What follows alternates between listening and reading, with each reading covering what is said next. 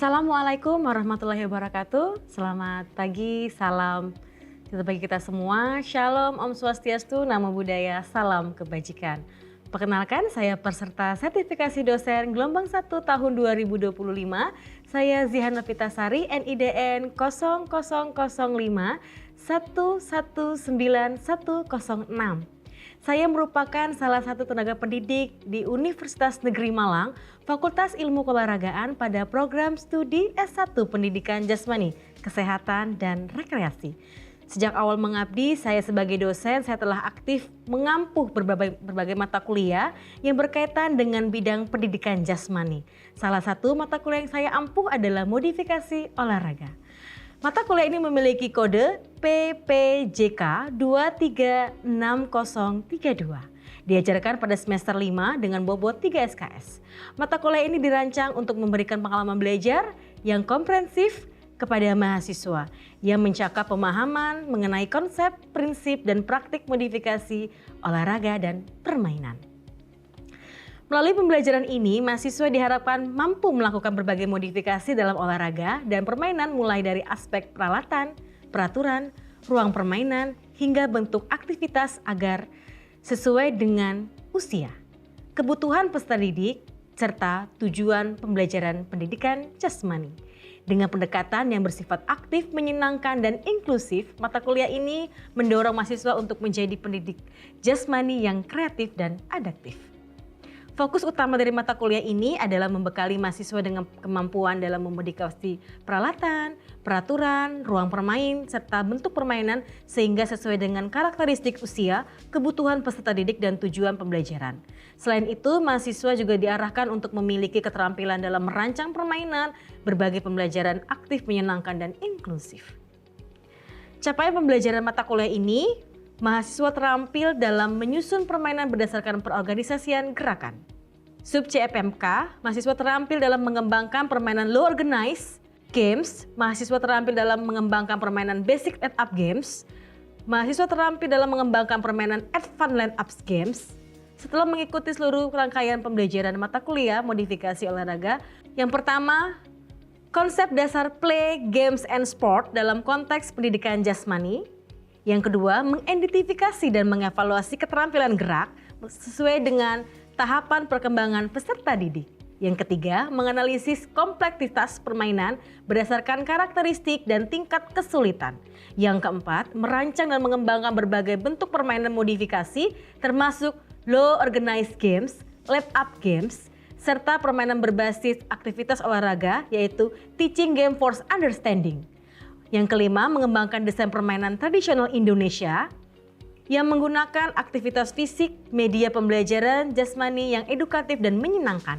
Yang keenam, menerapkan prinsip inklusif dan pembelajaran aktif dalam merancang permainan sesuai dengan kebutuhan karakteristik peserta didik di berbagai jenjang.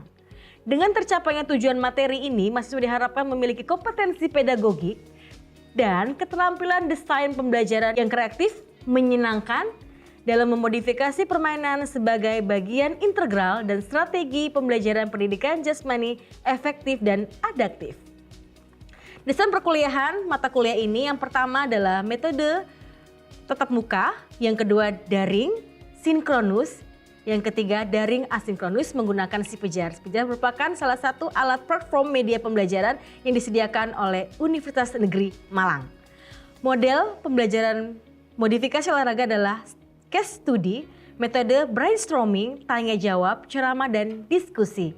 Penilaian mata kuliah ini yaitu sikap 10%, UTS 15%, UAS 20%, hasil proyek 50%, aktivitas partisipasi mahasiswa 5%. Hasil luaran dari mata kuliah ini yaitu berupa modul ajar dan juga video modifikasi permainan sesuai dengan jenjang, satuan pendidikan sekolah dasar, menengah, dan atas.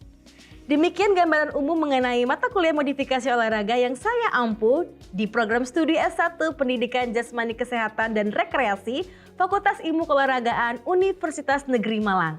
Besar harapan saya melalui mata kuliah ini, mahasiswa tidak hanya memperoleh pengetahuan dan keterampilan teknis, tetapi juga mengembangkan kreativitas, inovasi, serta profesionalisme.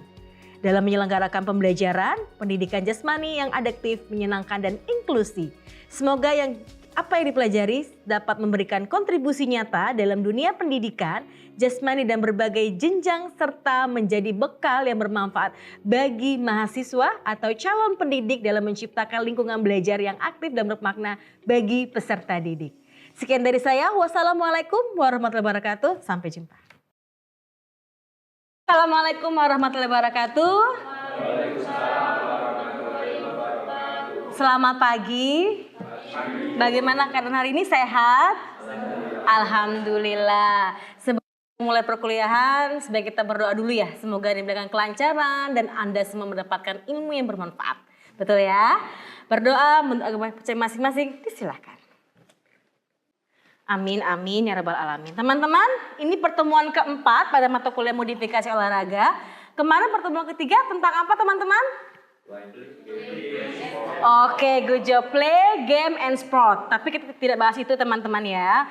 Kita sekarang memasuki terkait pembelajaran modifikasi merancang pembelajaran pendidikan jasmani. Baik, hari ini kita belajar tentang merancang permainan pembelajaran pendidikan jasmani sesuai dengan kebutuhan dari peserta didik. Seperti kemampuan kognitifnya, kemampuan aktivitasnya, dan juga karakteristik usianya. Di dalam pendidikan jasmani ini atau pembelajaran di kurikulum mereka belajar ada namanya fase A, fase B, fase C, dan F, dan E. Ada fase A itu kelas 1, 2.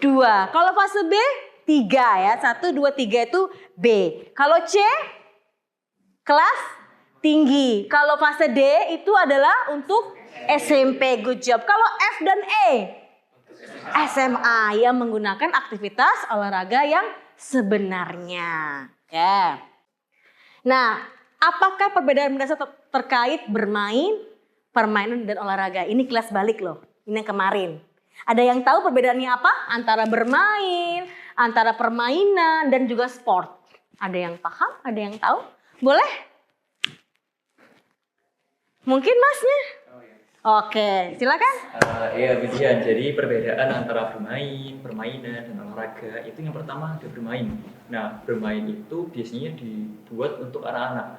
Jadi mereka dibiarkan bermain sesuka mungkin, tidak terbatas oleh peraturan. Kemudian permainan. Nah, permainan ini sebetulnya sudah ada peraturannya, akan tetapi tidak seperti olahraga. Nah, yang terakhir itu olahraga. Olahraga itu sudah ada caburnya masing-masing dan sudah tertata dengan rapi peraturan. Oke, good job. Benar sekali ya, Mas ya. Oke. Nah, ini adalah konsep dasar bermain, permainan, dan juga olahraga. Yang pertama adalah kalau bermain aktivitas spontan, menyenangkan, happy, tanpa peraturan. Biasanya ini untuk anak usia dini kelas 1, kelas 2 yang masih mementingkan aktivitas gerak. Kemudian kalau permainan, aktivitas memiliki aturan dan tujuan. Kalau olahraga sudah terstruktur dan tujuannya ke prestasi. Ya, oke.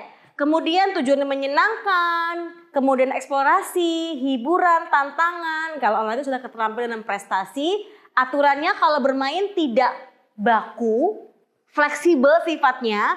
Kalau yang permainan itu mentaati struktur aturan yang tadi disampaikan oleh Mas David. Kemudian kalau olahraga aturannya baku dan formal. Nah, ini adalah konsep dasar dari permainan, bermain, dan olahraga. Sampai di sini ada question, ada pertanyaan? Oke, sangat jelas. Oke, next ya.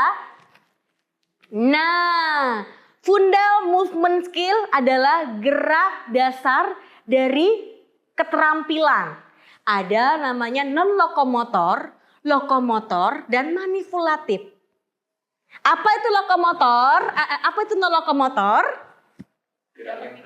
Tidak berbeda tempat. Contohnya seperti stretching, ke kanan, ke kiri, mengangkat kaki, mengangkat tangan. Biasanya permainannya adalah menirukan gerak hewan, menirukan gerak-gerak benda-benda seperti pesawat, kupu-kupu. Nah, itu termasuk permainan yang dikategorikan non-lokomotor. Good job, pinter. Kalau non-lokomotor, gerak berpindah tempat. Kalau permainan di tradisional namanya engklek. Yang 1, 2 itu namanya gerak non-lokomotor yang berpindah tempat. Nah, kalau itu sudah ada aturannya. Betul kan? Ada lawannya. Ada menyerang dan bertahan. Kalau dalam permainan. Oke. Kalau manipulatif, ada yang tahu? Melibatkan objek. Good job, keren, top, pinter, ya. Oke. Nah, contoh gerakan lokomotor adalah membungkuk, memutar, kemudian mengayunkan tangan.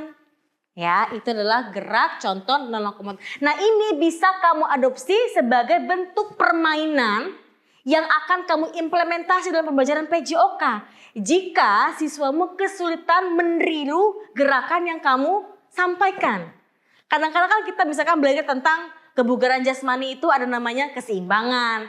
Ada misalkan ketangkasan, itu kan sulit ya. Apalagi misalkan kelas fase C itu sudah ada bola voli, ada bola besar ya, bola besar, bola kecil itu kan kamu nggak mungkin passing langsung passing, nggak mungkin.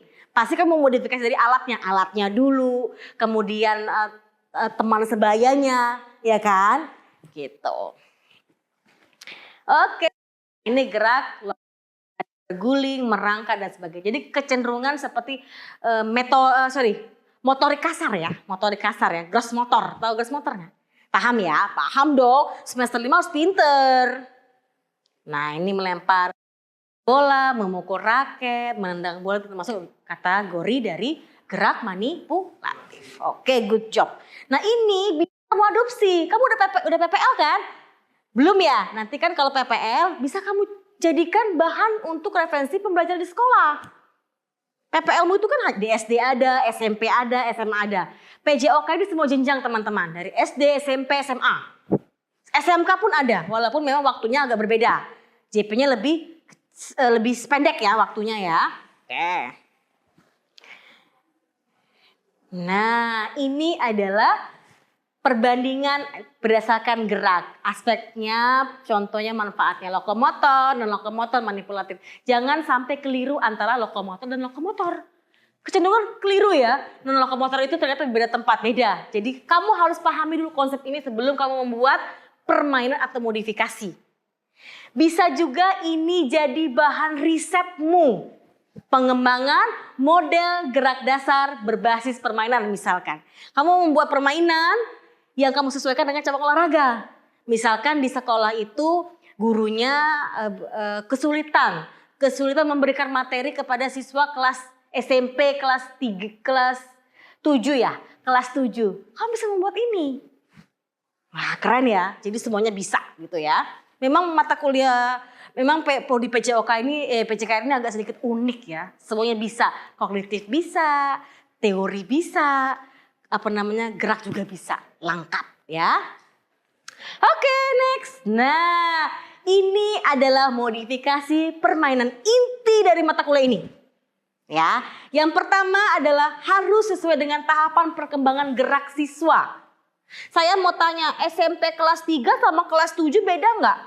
Beda. Semua siswa dan kamu pun memiliki karakteristik berbeda-beda. Pasti, nggak mungkin sama. Saya sama Hasib nggak mungkin sama dong. Iya Bu, beda ini Bu, gender bukan masalah gender. Tapi tingkat kognitifnya, tingkat aktivitas fisiknya pasti akan berbeda. Ya, oke. Kemudian yang kedua harus pada perhatian siswa pada masalah taktis yang dipecahkan seluruh pembelajaran secara integratif. Modifikasi olahraga dengan pendekatan bermain itu adalah salah satu solusi yang ditawarkan. Mengapa saya katakan demikian? Berdasarkan hasil observasi saya punya riset, saya observasi ke sekolah-sekolah itu banyak guru PJOK, bukan banyak sih, beberapa kurang inovasi. Tapi kalau di kota, iya kalau di kota pasti karena perkembangan pesat. Sekarang sudah abad 21 teman-teman. Sudah di mana abang menggunakan teknologi dan berpikir critical thinking. Sudah menggunakan high order thinking skill. Sudah tinggi. Ya kan? Jadi dengan ini bisa menyelesaikan solusi. Jadi saya mengatakan demikian karena saya membuat penelitian, riset, pembuatan permainan jenjang fase B. Ya, oke, next. Nah ini ada prinsip-prinsipnya sesuai usia. Jadi buah permainan itu nggak sesuai suka-suka kita. Contoh masnya buah permainan, ternyata susah, sulit. Awalnya itu permainan untuk anak usia SD dibuat karakteristik sesuai dengan anak SMA, nggak cocok. Jadi kalau kamu menganggap gampang membuat permainan itu nggak. Membuat permainan itu sulit atau membuat ini kan namanya membuat suatu inovasi terbaru itu sulit karena sesuai dengan kebutuhan ya. Yang pertama, sesuai dengan tingkat perkembangan motorik dan kognitif. Yang kedua, kesederhanaan aturan, kemudian kompleksitas yang bertahap. Yang ketiga, keselamatan dan kenyamanan. Nah, paling penting safety. Jadi buat permainan harus safety. Jangan sampai kalian membuat suatu inovasi berupa permainan itu tidak safety digunakan pada saat tidak aman pada saat implementasi di lapangan. Hati-hati ya. Oke. Nah ini adalah perancangan sesuai dengan peserta didik. Saya mengadopsi dari Galahu tahun 92. Kalau kelas 1 TK sampai kelas 2 itu menggunakan low organized games di mana permainan ini tahapnya sangat low, menggunakan fundamental motor skill yang tadi, gerak lokomotor, non lokomotor dan manipulatif. Nah, ini gambaran ya. Kemudian kalau kelas 3 4 ini fase C, betul ya? Betul nggak? Betul. Fase C itu sudah masuk ke basic lead up games. Sudah bakunya adalah transisi sport skill. Ya, ada general sport skill activity, ada fitness activity tumbling, dan juga mengenakan alat yang cukup berat. Bukan berat bebannya ya, bukan. Maksudnya alat cukup besar gitu yang bisa digunakan. Oke. Nah, kalau ini untuk kelas 5 sampai SMP kelas 2. Sudah advanced lead up games, sudah specific sport skill activity, fitness, tumbling and gymnastic. Ini sudah menggunakan specific sport skill. Contoh bola voli atau bola besar itu kan passing itu agak sedikit rumit ya, karena kan ada rasa takut, sakit dan sebagainya. Kamu modifikasi. Bolanya kamu modifikasi, jumlahnya kamu modifikasi, berapa pemainnya. Kamu modifikasi supaya dia nyaman, menyenangkan, happy. Ya, oke. Nah, ini adalah tahapan permainan menurut Ring tahun 2010. Tahapan 1, tahapan 2, tahapan 3, dan tahapan 4 harus kamu ikuti instruksinya supaya permainanmu itu bisa kamu implementasikan di sekolah. Ya.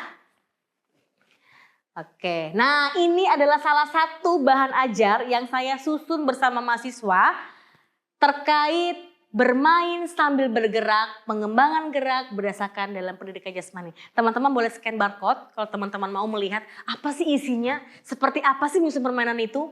Nah, ini boleh. Nah, ini untuk jenjang SD ya, ini jenjang SD. Ini fase apa nih kemarin? Fase B kalau nggak salah, fase B atau fase C. Sudah scan barcode, bisa dilihat ini adalah, nanti saya bukakan di akhir perkuliahan. Oke. Bisa dipahami dulu, udah ada gambaran pasti otomatis. Ya. Nah, di sini ada diskusi kelompok. Teman-teman silakan berkelompok dengan teman-teman silakan membentuk kelompok. Ada 3 question dari Buzi. Jelaskan konsep dasar low organized. Low organized itu adalah permainan yang sangat sederhana. Yang sangat sederhana, yang kamu modifikasi, yang kamu bisa implementasi untuk anak usia sekolah dasar fase A. Misalkan memindahkan bola, berlari, zigzag, dan sebagainya. Kamu modifikasi, tapi menggunakan permainan. Ya, kita tidak bahas tentang TGFU dulu teman-teman ya, tapi kita bahas tentang low organized di fase A. Mas kelompok 1, silakan dengan temannya. Sama belakang juga bisa kolaborasi. Kemudian mbaknya sama belakang masnya ya, silakan. Waktu Anda 5 minutes, bisa? Silakan. Ayo. Kalau tidak paham bisa tanya saya. Kalau misalnya, Bu ini saya kurang paham Bu, boleh tanya saya, nggak apa-apa. Kita sharing, kita discussion, kalian harus interaktif. Bertanya kepada saya boleh, dengan teman saya juga boleh gitu ya. Pas pertemuan ke-16, teman-teman mengumpulkan modul ajar seperti ini sebagai luaran project sama video yang berisikan model permainan sesuai dengan jenjangnya. Boleh low organize, boleh basic, boleh advance, boleh juga TGFU, Teaching Game for Understanding. Gimana Mas Hasib? Sudah? Oke, good job. Silakan presentasikan di depan. Sebelumnya terima kasih kesempatannya Buzi, izin mempresentasikan hasil diskusi kelompok kami kelompok 1. Kebetulan kami bagian dari tugas berupa low organized game. Jadi apa sih low organized game itu? Low organized game itu adalah permainan sederhana yang tidak terikat oleh aturan yang kompleks dan tidak memerlukan peralatan khusus. Permainan ini sangat cocok untuk anak-anak karena menekankan pada parameter kesenangan dan keterlibatan aktif. Jadi permainan ini tidak ada aturan khususnya. Beda dengan permainan bola sodor dan kalau bola sodor, kalau bola sodor kan ada peraturannya. Ada yang nggak boleh menginjak garis, harus memegang temannya. Lah kalau low organized game ini nggak ada peraturan tersebut. Jadi sifatnya spontan, jadi bisa dilakukan oleh anak-anak untuk yang fase awal gitu. Oke, aspek joyful atau aspek menyenangkan pada permainan tangkap warna ini yaitu warna-warni benda membuat permainan menarik secara visual. Pemanggilan warna secara acak menciptakan kejutan dan tawa, serta suasana kompetisi ringan memberi semangat pada anak. Oke, terima kasih, itu saja dari. Oke, kita berikan applause dulu buat Mas Hasib dari kelompok 1, luar biasa, good job. Terima kasih Mas Hasib dan teman-teman kelompok 2. Oke. Saya lihat cek PowerPoint ini dulu ya. Oke, PowerPoint-nya bagus ya. Ada pertanyaan buat Mas Hasib? Tidak ada? Sudah sangat jelas ya. Oke, kelompok 3 mungkin bisa saya cek dulu. Oke, siapa? Mbak Novi. Ini Mbak Novi, ini Mas Fajar, ini Mas Ibam ya. Oke, silakan. Oke, saya cek. PowerPoint sudah dikirim ke grup WA ya? Oke. Jadi dari kelompok 3 mendapatkan pernyataan bandingkan pendekatan penyusunan permainan yang berorientasi pada keterampilan teknik, formal dengan penyusunan permainan berbasis joyful learning dan organisasi jarak mana yang lebih efektif untuk siswa sekolah dasar kelas C dan dasar. Pendekatan teknik formal menekankan pengusahaan tenaga spesifik secara detail seperti passing, dribbling maupun shooting dengan urutan latihan yang ketat. Daripada mengajarkan masing gambar secara kaku, lebih baik anak bermain tangkap warna yang sudah disampaikan dari kelompok 1 tadi dan yang mengandung unsur teknik dasar tapi dalam suasana yang tetap menggembirakan. Oke, terima kasih kelompok 3, luar biasa. Berikan applause dulu. Oke, good job. Ayo, kelompok 1 silakan. Oh, kelompok 2, mohon maaf. Kelompok 2, ayo. Oke, kelompok 2. Tadi dibantu teman-temannya juga ya Mbak Novi ya menyusun. Oke, keren. Kelompok 3 luar biasa. Silakan. Saya perwakilan dari kelompok 2 ingin memaparkan hasil diskusi kami mengenai penyusunan rangkaian permainan dari low organized game, desperate up game, advanced speed up game untuk siswa SMP fase D.